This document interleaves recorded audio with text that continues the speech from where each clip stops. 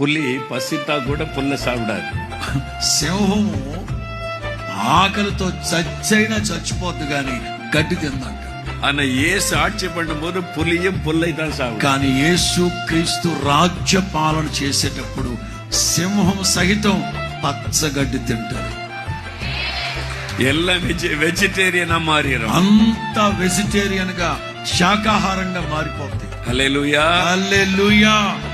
சிறு குழந்தைகள் பாம்பு பொத்துகளை கைவிட்டு விளையாடும். చిన్న చిన్న పిల్లలు పాముని చేత పట్టుకుని ఆడుకుంటారు. பாம்புகள் தீண்டாது.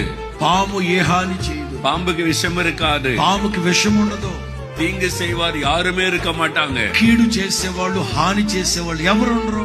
அதான் இயேசுவின் ஆட்சிக்காலம். అదే యేసు క్రీస్తు రాజ్య పాలన అట్లుంటది. ஹல்லேலூயா. చెప్పు గట్టిగా ஹல்லேலூயா. அதுக்குதான் ஆண்டவர் நம்மை ஆயத்தப்படுத்தி கொண்டிருக்கிறார். అందుకే యేసు క్రీస్తు సిద్ధపడండి అని మనల్ని సిద్ధపరుస్తున్నారు వాక్యం ద్వారా.